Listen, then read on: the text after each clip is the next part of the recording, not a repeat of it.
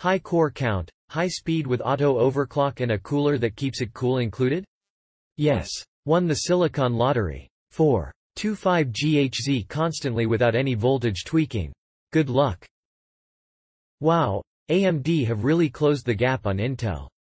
This CPU rarely goes above 20% usage when running AAA games on 1080p at 60 Hz, 60 FPS capped ASUS Strix RX 58008GB and handles Twitch simultaneously broadcasting at 1080p at 60 FPS with 0 dropped frames. Do it. I was gonna get the R72700X but haven't even maxed this one out yet, so I am glad I saved the money. I will definitely buy these for future systems. Good processor for a good value. Support AMD to keep market competition. Intel fanboy. Just remember before 5 years when Intel offer i7 with 4 cores and 8 threads only, but that change when AMD come with powerful Ryzen CPU which keep pressure on Intel to increase core count, and now you got 6 cores 12 threads. For that reason it's B. This CPU actually very fast when opening any software.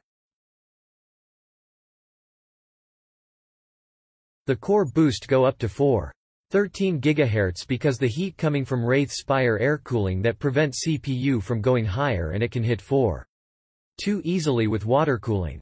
Maximum temperature is 62 C and the lowest temperature is 31 C, and you can't hear any noise coming from Wraith Spire cooling. It's very. I changed my PC after 10 years. I went with AMD as it was so much cheaper and better. Looking at the data below. The i7 8700 kelvins, the Intel equivalent, is $380.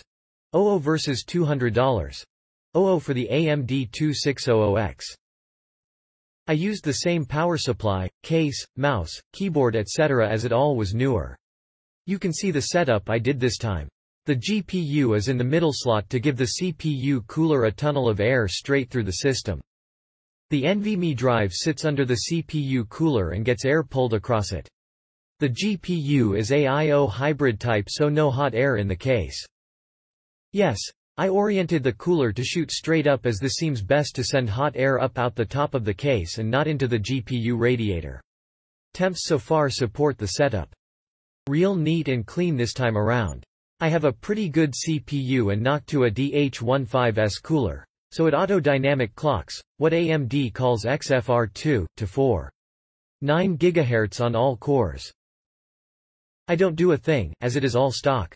Even the fans are cool and quiet and ramp based on temps. This is a great PC. The ASRock X470 is great, too, with that 1GB ADATA NVMe SSD drive blazing along with W10 Pro.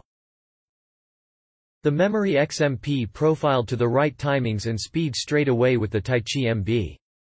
Dead stable. The Heaven 4.0 scores are 15 FPS faster than the i7870 in the old system with the same 1070T clocks, see attached.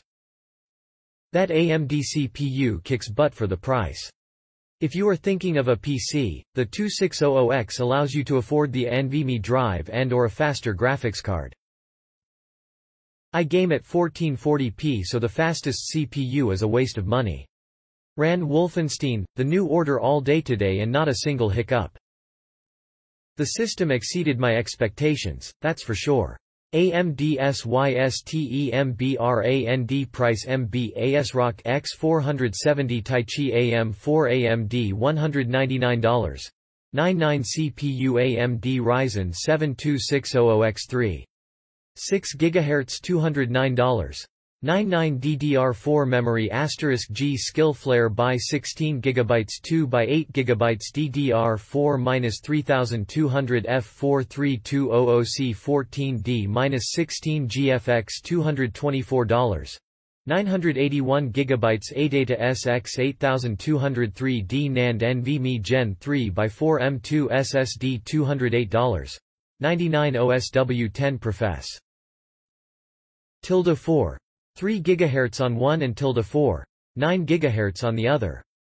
vCPU core adjust from less than a volt to 1.48 volts. Remember that the numbers are max at any time, not at one point in time. So all cores aren't likely ever at those frequencies at the same time. Just the ones that are needing the boost. Click link in description for more reviews.